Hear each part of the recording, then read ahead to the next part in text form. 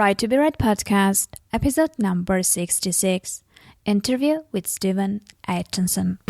You are listening to the Right to be Read podcast, and this is your host, Ani Alexander.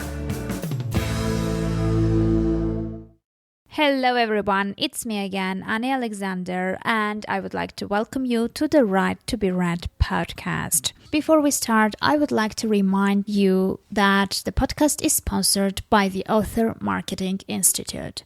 AMI wanted me to let you know that their next event for authors is coming up at the end of January. It's called Author Marketing Live, and it's a virtual conference. That means that you can attend from your home or office and see all the presentations via your computer or tablet.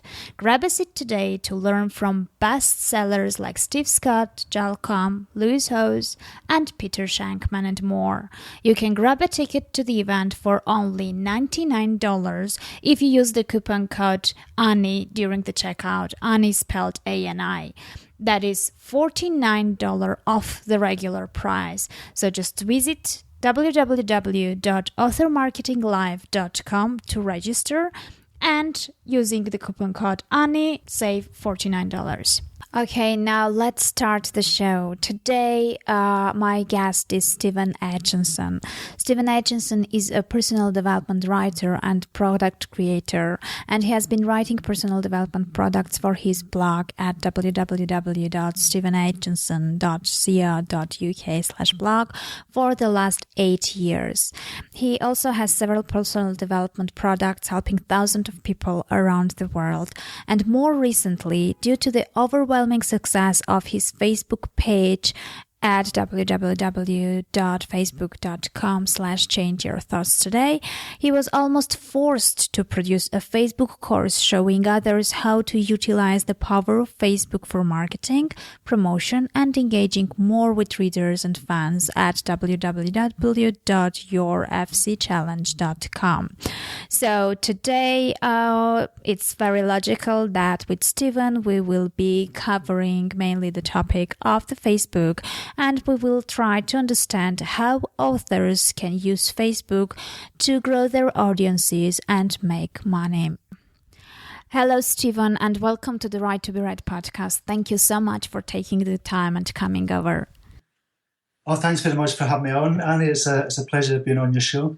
Well, actually, I have to admit that I had some requests from my listeners asking to have you on board.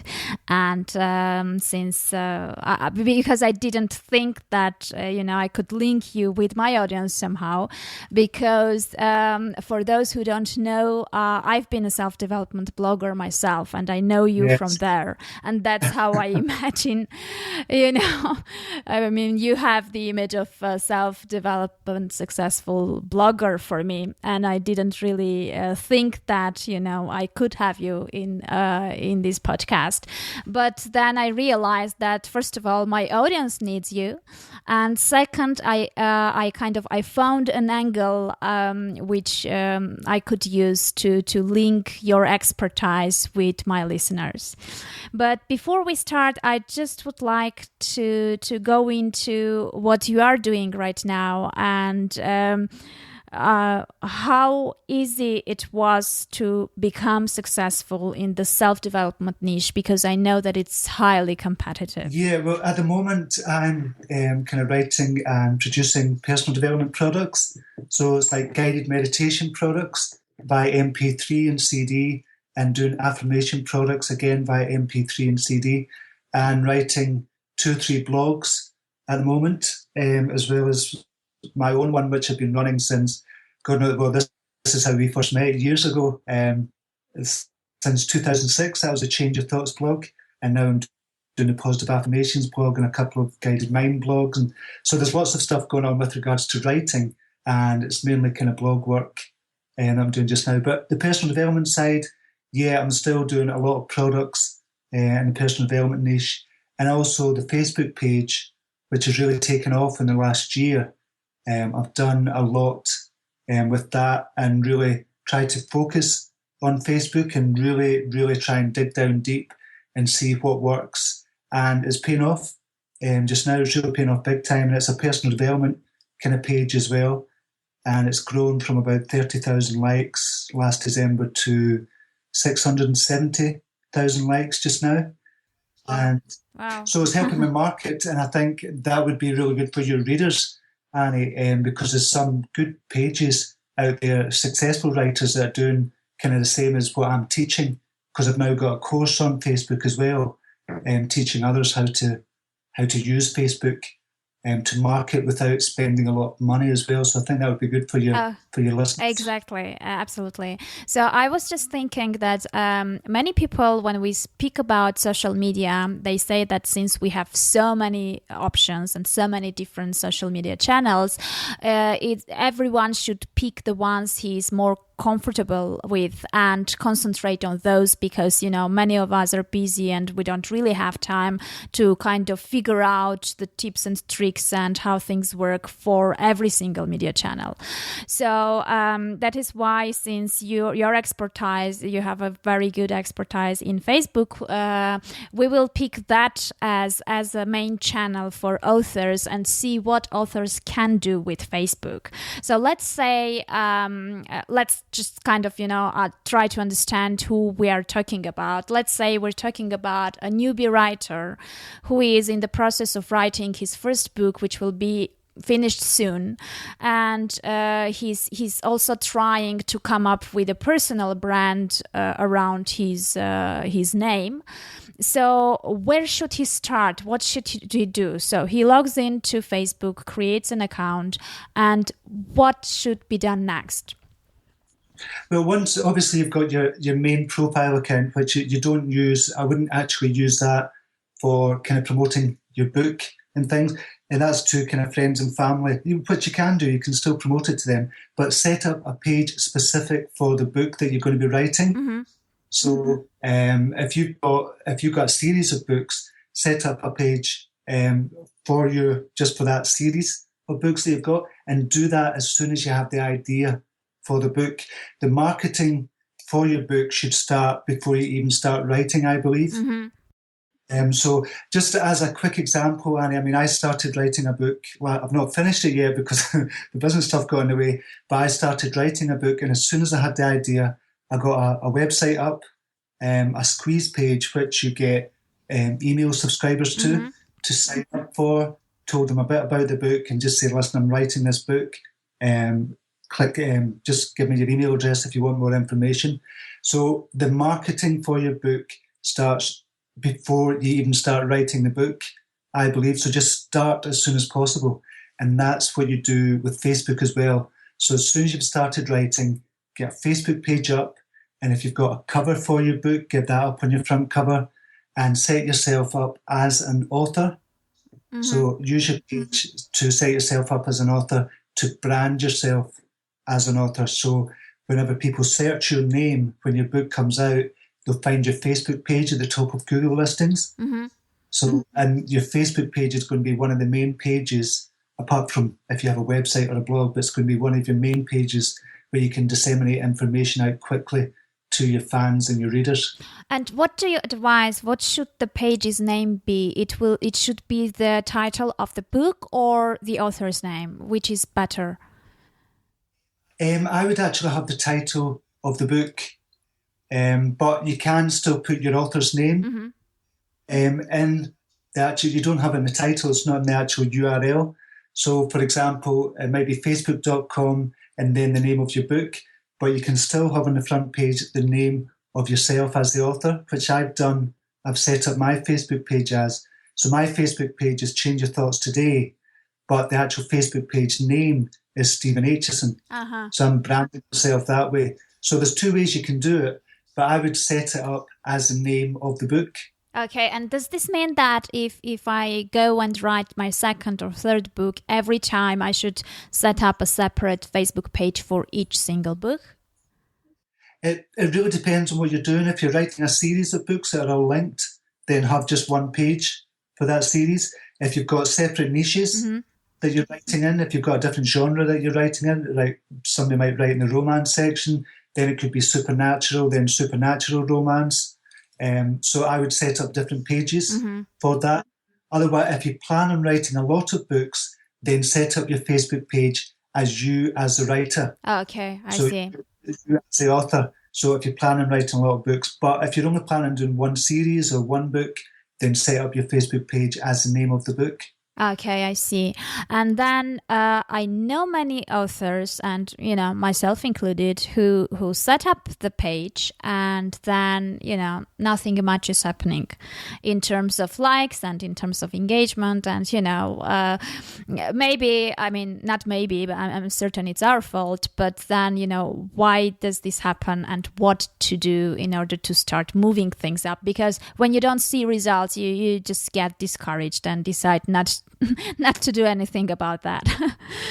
Exactly. And that's what you're saying at the beginning, Annie, as well. What a lot of people do, what a lot of authors do as well, is they go on all the social media sites. Like they've got Google+, they've got Twitter, and they might use Pinterest, and they might do a bit of Facebook. And because they're doing so much, but they're doing so little on each platform, they kind of give up thinking this is not working. Whereas if you master, say, the likes of Facebook first, master that before moving on to another platform. So if you're doing Facebook, there's lots of things you can do as an author. And I think Facebook is really, really good for authors as well and writers, because you can use quotes from your book to entice more engagement from your readers and from your fans. So the method I'm teaching just now, and it's a really, really simple method, is simply pick an image, a fantastic image, and put a quote on it. Now, it could be a quote from your book, or it could be a quote from yourself. Just say, a lot of people like quotes, and you can make up your own quotes, either from the book or from yourself, for just what your thoughts are. Put it on an image and start posting it on your Facebook page. If you start doing that every single day, and I know it sounds like it's going to be a lot of work, but it's not really once you get into it. If you do that every single day, 3 or 4 times a day, and also link back to some of your blog posts. If you've got a website or a blog, start linking back to your blog posts, and you'll find your engagement rate goes up quite quickly within the space of 4 weeks if you really focus on Facebook. So it can work big time for you if you focus on it. But don't disseminate all your kind of attention across lots of different platforms. Master one platform first, then move on to the next platform. Yeah, exactly. And I think one can save time by maybe creating these image quotes in bulk and then putting them out. Exactly, yeah. You can schedule them for 2 weeks in advance, but you can schedule them up to 6 months in advance. Okay, yeah, well, that makes things easier. Yeah. And what about getting the likes? I mean, how does this work? Because, okay, you can invite your friends and, the people etc., etc. And then at some point it's already used, and, you kind of use up all the potential you had at that point. So how do you acquire the new ones? Well, there's a few ways you can do this, depending if you have an email list. At the bottom of every email that you send out, have you a link to your Facebook page, your Facebook page. So that's one way of getting it. But obviously you need an email list for that. And that was, just on a side note, that would be one of the other things I would use Facebook for, is trying to get as many email subscribers as you can, because you're taking the power away from Facebook and you're putting the power back in your own hands. So if you've not started building an email list, I would suggest to your listeners to start doing that as quickly as possible. Now, that might be a separate kind of podcast that this is on, but you really need to start building up your email list, and Facebook is great for that. But to get more likes to the page, you can obviously advertise, and you don't need to advertise and spend hundreds of dollars. You can do a couple of dollars per day just to get more likes and target readers of your niche. So if you're writing a supernatural thriller, then Facebook has got a great, fantastic way of targeting just people who read supernatural thrillers. So you can just target them $2 per day, and you might get 20 likes per day. And the momentum builds as like a tiny little snowball.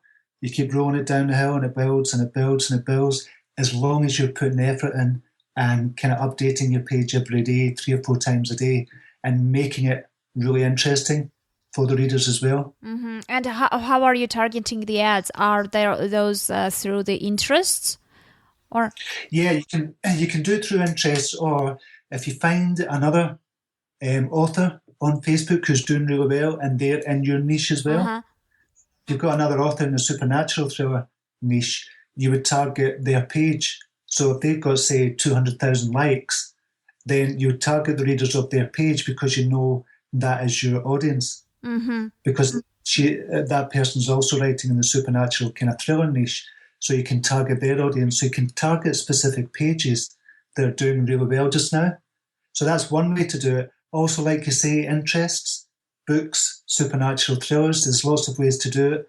And you've got your audience insights as well. You can check out audience insights on Facebook and find your audience from that as well and build up an audience from that. Or, now this might be going a bit more advanced, is if you've got a website dedicated to your kind of niche that you're writing about, you can collect the information from the people that go to your website and start marketing from every single or start marketing to every single person that's visited your website through Facebook ads. Oh. Now, it's a bit complicated. Well, it's not complicated. It's complicated if you don't really know how to do it, but it's really rather easy once you get into it. So I've got a page set up just now with my blog. Every single person that visits my blog, I've got their details to target to them on Facebook. Uh-huh. So you get what's called a pixel. You put in your blog, which is just like a tiny little picture, and you put it on inside your blog. And everybody that's on Facebook that visits your website, you can target them. It builds up a database for you to target them and market to them. So if they've liked your website and it's in your niche, then you can target your book to them as well, and they know your name, so they're familiar with your face and things like that. So it's really easy targeting, and it's cheaper. It actually works out less expensive as well if you target to people that have visited your site already. Oh, that's really neat. And since you mentioned the costs, what do you think? I mean, until you reach the point when you have built the momentum and things go viral and things start to grow, how much money does one have to invest to get to that point?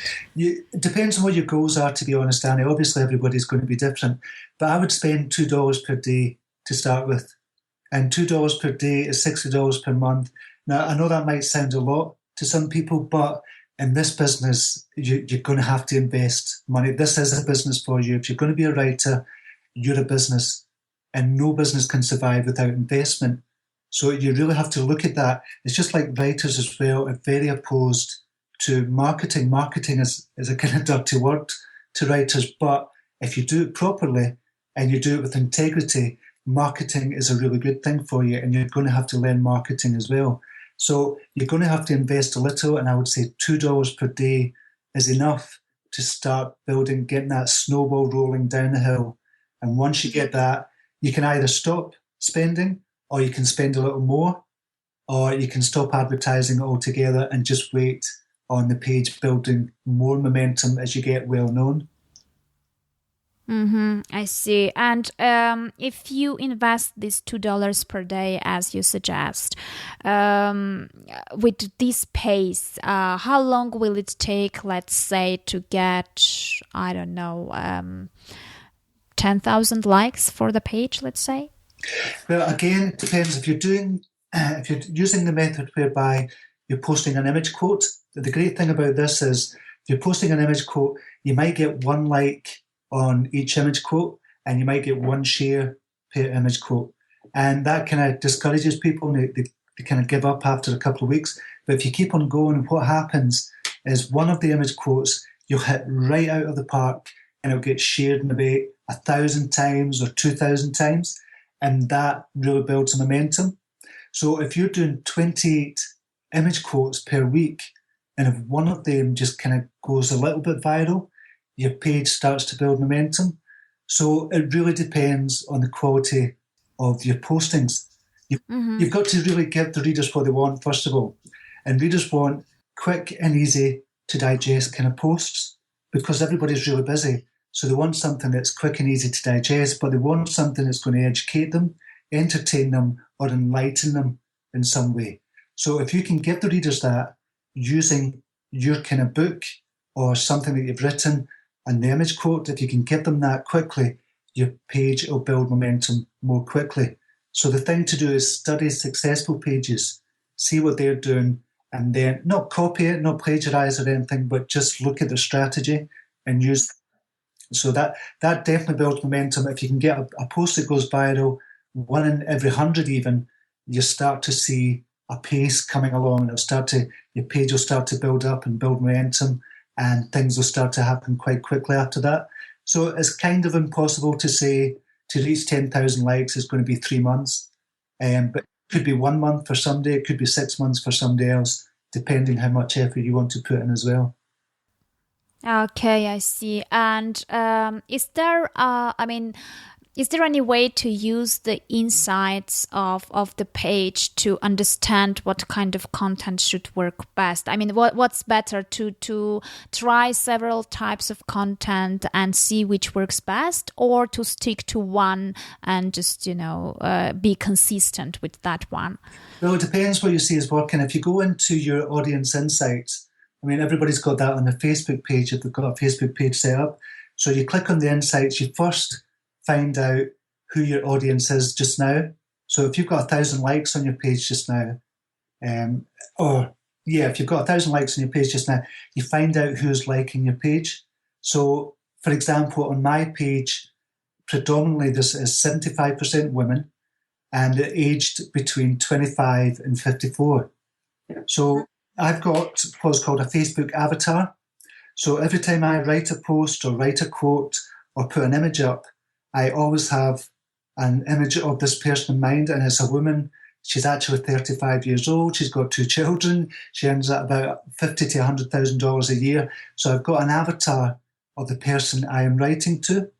So I know that might sound a little bit silly, but if you get that in your head just now, because you're writing to a specific audience.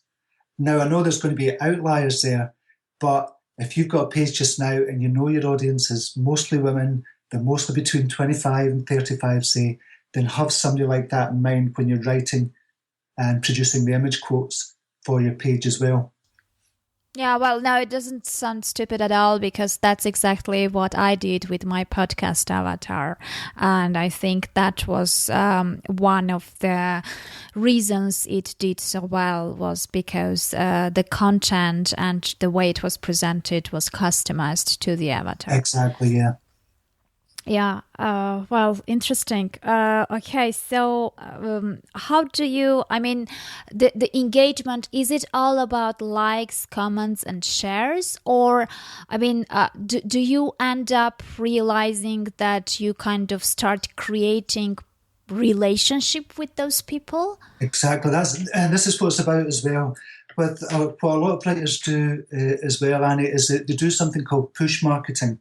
So what they're doing on the Facebook page is they're saying, look at me, I'm at a book signing, look at my next book is coming out next week. And it's all about me, and it shouldn't be about that. A reader comes to your page, A, because they might like your book, but if you're using push marketing, i.e. you're pushing your book all the time, then readers are quickly going to get turned off. So if you use engagement marketing, whereby you're giving something the readers want, i.e. image quotes, but at the same time, when they comment on your posts, then this sounds so simple to do, but not a lot of people do it. It's just reply back to the comment, just saying thanks for your comment, or like the comment. If you're getting lots and lots of comments, you can just go down. It takes about 20 seconds to like maybe 100 comments. Obviously, don't like the comments that are bad or whatever, but like the comments that have actually taken the time. The readers have taken the time to comment on a post. So that's the way you start engaging with your readers. And you'll find when you start engaging with your readers, the momentum will build quicker as well, because other readers will start to see, oh, this author is actually down to earth, and they're actually talking to the readers. And if you do that from the very beginning, you'll be ahead of the game, because most authors don't do that on Facebook.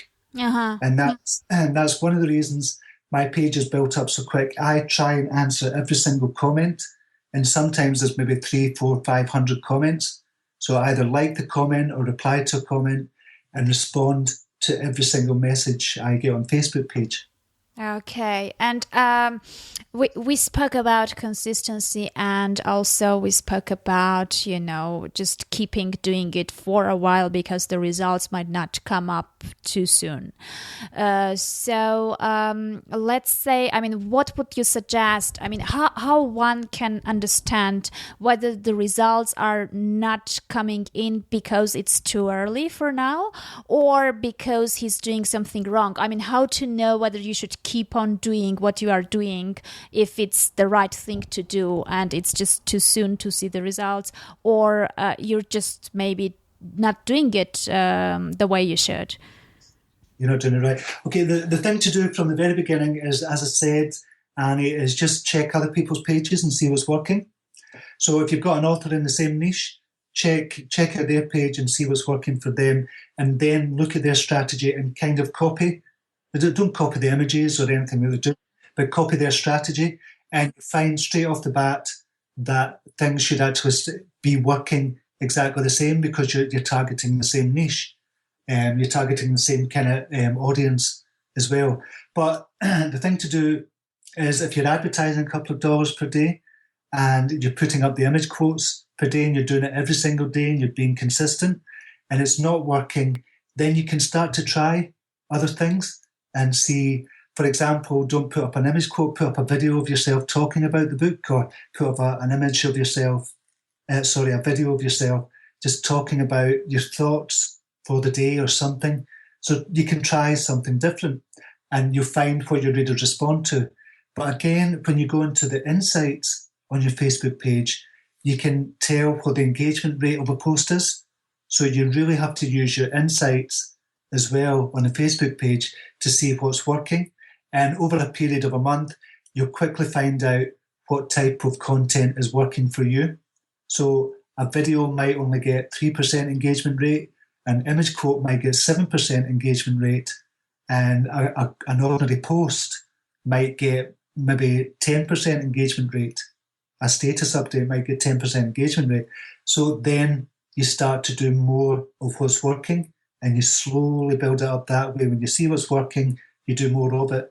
And then you do the insights again, see what's working the best, do more of it, and just keep working it that way. And it will eventually come, but a lot of people are going to give up before they get to the stage that's going to work for them. Mm-hmm. Yeah, exactly. And I think it's the same with absolutely everything. It's the same with, self-publishing a book. It's the same with keeping a blog and, many other things, because very often you just, you get discouraged with not seeing the results and give up. And maybe that is the point exactly when you were supposed to push harder. Exactly, because it's the same as life. We've written about self-development for years, and most people give up at the point of success, or just maybe 5% more they could have pushed and they would have been successful, but they've been a failure because they've given up.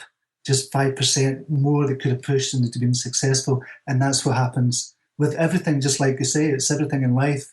And they kind of give up at the point where they should have pushed just a little bit harder. Yeah, and that's when maybe, I don't know, those are the stages where people need some encouragement and support from outside to just, some people to kind of push them harder and encourage them and tell them that they shouldn't give up, most probably. Yeah, and I think that's why, I don't know if you've got this as well, Annie, but you'll find that if you join like a mastermind group for writers, that's a really good way, specifically on Facebook, and that's a really good way of encouraging you and kind of encouraging not to give up and to keep going and keep pushing. So that's a good way of doing it as well. Yeah, exactly. And when I'm looking back, the reason I kind of let my self-development blog go was because at some point you have to choose between projects, and because you can't do too many at the same time. So just like we said that one should concentrate on a certain, just one or maximum two social media channels and master that first, what if someone is doing several things and different things? Like, I mean, for example, there are many people who have a podcast and they have a blog and they have a written book, let's say, 3 different projects, not specifically related to each other. So when they start with their Facebook, what do you suggest? Should they start with, just one project page first and master that and see how it happens and then move to the others? Or, how should a person deal with different projects and Facebook? Well, I think it's splitting your time up, first of all, because it's really hard. And I've got this as well. I've got multiple kind of projects on the go, and I've tried the one whereby, okay, I'm going to do a bit of time for each of them throughout the day, and it just doesn't work because you can't switch off in between doing projects. So what I found much better doing now is I'll have a Facebook day, I'll have a development day for the blog, I'll have a day for writing and recording guided meditations, as well as do kind of other things at the end of the day, like check emails and things like that. But if you target one specific day for doing one specific task, then it works a lot better because your mind is focusing on that and that alone. And what you focus on more of, you actually get better at. But if you're trying to multitask, which is a misnomer anyway, you can't really multitask, it's impossible. But if you try and do it that way, you find your kind of head's all over the place and it doesn't really work. So just have one or even a block of time. If you've got 10 hours for the day, just say, for the first 5 hours, I'm going to do a Facebook page for the podcast. For the next 5 hours, I'm going to switch up from the podcast page and I'm going to have the Facebook page for the book. And then you could have another day whereby you're just doing the book alone, not doing any marketing, because you've scheduled everything in Facebook anyway for a week ahead. So if you can split your time up that way in blocks of hours or in blocks of days, then you'll get on. So this is what I found anyway. I'm not going to say it's working for everybody, but you focus so much better if you've got a long stretch of time to focus on it, rather than jumping between projects. It just, your head's all over the place. Yeah, I see. And also, I just recalled that there is this idea of 100 true fans. And once you get them, they help a lot and you can leverage that, having people who will be promoting for you as well and kind of make things faster and easier. So what do you think about that? Should one concentrate on getting that 100 fans, and once you have them, how are you supposed to engage and let's say work with them? Right. Okay. On Facebook, this is a really easy way to do it, because what you're doing on Facebook, you can engage with your readers, and you'll find there's a few people who comment on every single post. So you can actually, as soon as they comment, you reply back to them as quickly as possible. And maybe after a few months, if they've commented on every post and have shared a couple of your posts, you can write them a message, or you can write a specific Facebook post just saying, I'd like to thank the following 10 people.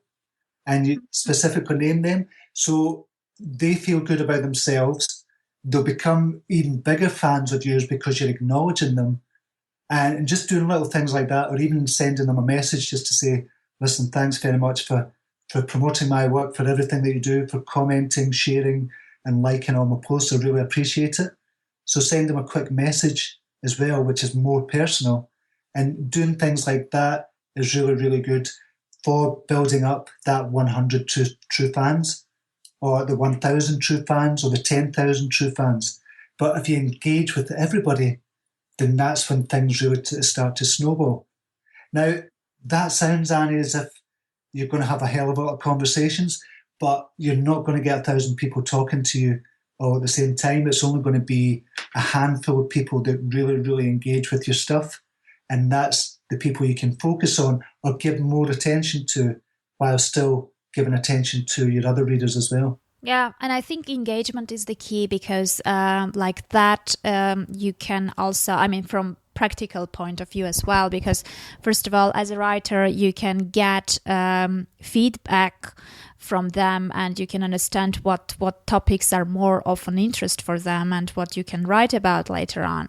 And second, you won't be chasing beta readers. You can just select them and give them your free book in advance to see what they think about that and get some feedback as well.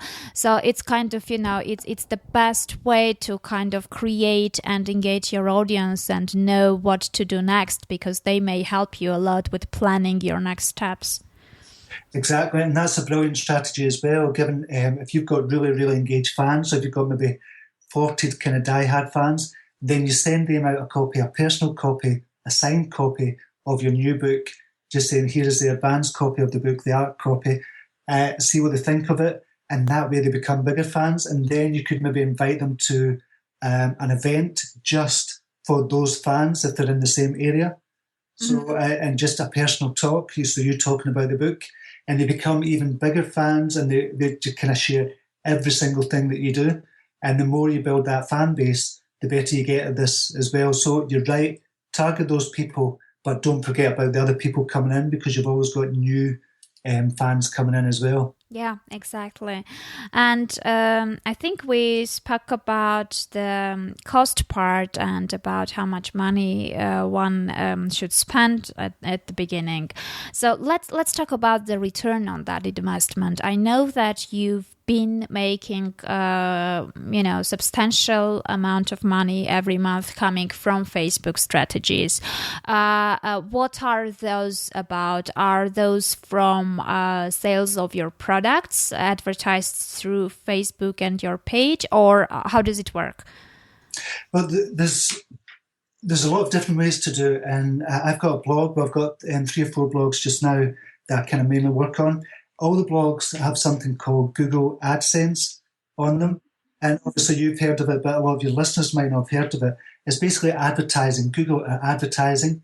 Every time somebody clicks on an advert from Google, you'll get paid for it. So I've been sending traffic from Facebook to a blog post, and I do that twice per day. So I might make $4,500 per month just doing that, sending traffic from Facebook to the blog, and I get money from Google AdSense. So that's one income stream. Another income stream is whereby I'm putting, if a post goes viral, I put a link on top of that viral post after it's started to go viral, and I'll do it to a free sign-up page to one of my products. So they get a free product and they get into my email list. So I might get 100 subscribers per day from using that method. I also might do affiliate links as well, using the same kind of technique, a viral method. And also, whenever somebody goes over to my blog, I've got a pop-up giving them a free guided meditation, and they'll come onto my email list. And if you've got the email list, you can start engaging with your readers more, but also selling more of your products. So there's lots of different kind of income streams coming in from Facebook, from Google, from your blog, and from your products as well. So it depends what you've got, but I would say the main thing to do is build up your email list, and I would start writing a blog as well. I don't know if you do this just for your books, Annie, but I would definitely do a blog as well, just about your writing experience or about development of your book or the self-development even, and try and make money from Google AdSense, because every little helps. Yeah, exactly. And when you were talking about Google AdSense, what you mentioned $4,000 per month. What's the traffic volume we're talking about? I mean, how many people should visit your website to get that income? To get that kind of income, I mean, I'm getting I'm just looking at the stats just now, and if you just bear with me. In fact, I know it's kind of about 200,000 to 300,000 per month, kind of over the last year. No, it's probably about 400,000 visits per month for that kind of money, which doesn't sound a great deal, but basically I'm putting 2 posts on Facebook, or 2 post links on Facebook per day, and that's really all I'm doing. I'm not really doing much else, and I'm linking them to old blog posts. So I picked the top 30 blog posts on my blog over the last 8-9 years, and I link them to that, and that's got Google AdSense on it, and I know they're going to do well because that's the top 30 posts over the last 10 years or the last 9 years or whatever, and so I know it's going to do well on Facebook, and I can repost it every 2 weeks because I'm getting maybe 30,000 new likes every 2 weeks or so. So I can repost it again, and those 30,000 new likes have not seen it before, so they'll click over to the blog and make more money from AdSense, and it just keeps on going up and up and up. But obviously you've got to build a big following for that kind of money to happen. But even if you're getting $60 per month from Google AdSense, say on your blog or your website, then that $60 pays for the advertising on Facebook. Mm-hmm. And the more Facebook likes you get, the more blog post links you're going to get to your website, and the more money you can spend on advertising or spend on doing events or promotions or things like that. So just invest 50% back into the business or 50% back into advertising, and the income streams build up that way, and it builds momentum, and you get more and more and more every month. Okay, so let's try to imagine the time element here. How much time are you spending on this strategy? How much time does it take for you? For Facebook, I've just started in the last 3 months. I've just started getting somebody. I write the quotes myself, so I'm branding myself as an author, a writer, and I write my own quotes. So I write the quotes, and I now pass it over to somebody, a freelancer that I have, and she does really, really well. Her name's Anna as well. Mm-hmm. And she does the images for me. So I kind of trained her at the beginning to say, this is the type of image I want. This is what the font should be, what it should look like.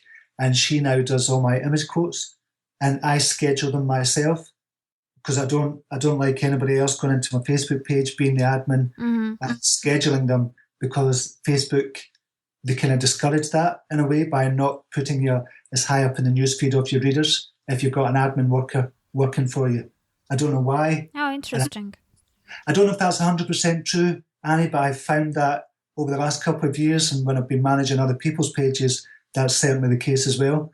So it's not well documented, but it definitely is the case. I don't think you go higher up in the newsfeed and you don't get as much reach if you're using an admin for your Facebook page. So, so I'm spending about maybe 2 hours per day. And what I tend to do is spend an hour, maybe in the morning, replying to comments that have happened overnight or responding to messages. And then maybe half an hour in the afternoon, and maybe half an hour to an hour again in the late evening. So I'm spending about 2 hours, but that 2 hours per day is bringing in a lot of residual income for me. Mm-hmm. Yeah, well, exactly. I mean, that amount compared to 2 hours per day, it's quite a nice hourly rate, I would say. Exactly, yeah. If you can get $100 to $200 an hour, just kind of doing stuff like that, obviously need to take time to build that up. But if you're getting that, then you don't mind spending that much time on Facebook. Okay, so can we say that you're concentrating on Facebook exclusively, or do you use any other social media as well? Well, I'm not saying I've mastered Facebook, but I'm 90% there. I know what's going to work. I know what's not going to work, and I'm being a lot quicker with the Facebook stuff as well. So I'm going to target Twitter next, and I'll study that for about a month or two, find out what's working, and maybe start doing image quotes on Twitter as well, or just do status updates for my own quotes as well, and try and brand myself that way, which is what other people can do as well. Anybody can do this and just find out what works. But Twitter is a different animal. So I'm going to have to study it and see what's working, see what other people are doing, see what strategies they're using, and find out how I can maximize the benefits of Twitter as well, now that I've mastered Facebook. And then I'll go on to Google Plus and Pinterest after that. Okay, I see. So before we wrap up, you mentioned briefly in the very beginning that you have a special training where you teach all the details of what you know about Facebook and how to use it and how to be successful with it. Maybe you can mention where they can find it? Yeah, they can go to, I mean, it's just a site that's just kind of recently went live because I was getting so many messages about my Facebook strategy. So I had to build a kind of quick course around it. And it only lasts about 3 or 4 hours. But you can get it at www.yourfbchallenge.com. So that's www.yourfbforfacebookchallenge.com. And you can see a video there of what's working for other people, because I've got a couple of authors as students in my group just now as well, and it's working out really well for them. So you can see a video of them talking about that and me kind of showing you my results as well. So you can watch the video for free and then decide if you like it or not. If not, if it's not for you, that's cool. But hopefully you can learn a lot as well just from the video and from kind of looking at other people's pages as well. Mm-hmm. Okay, well, thank you so much for the interview. I think we covered kind of the basics for the very beginning. And then if people need more information or, deeper knowledge after trying a few things, then they can refer to your training, I guess. Yeah, definitely. Or they can message me. I'm open to kind of giving a few hints and tips. If you want to message me as well, I'm open to that. That's fine. Okay. But thank you. Thank you very much for having me on. Annie, it's been a pleasure being on your show. Thank you. Well, it seems like that was it for today. A reminder once again, as I already told in the beginning, the Author Marketing Live is a virtual conference which will take place at the end of January. You can grab a ticket to the event for only $99 if you use the coupon code ANI, A-N-I, during checkout. That's $49 off the regular ticket price. Just visit www.authormarketinglive.com to register. As to those who might be interested in Stephen Atkinson's products, the links to those are in the show notes at www.anialexander.com/66. Well, I hope that you enjoyed the interview and found it useful, and I hope that now you won't view Facebook just like a social media for personal communication purposes, but also you can have a look and try to use Facebook as mean of growing your audience, finding your readers, and making money as well. Well, as always, keep writing, enjoy the process, and hopefully I will see great results from you very soon.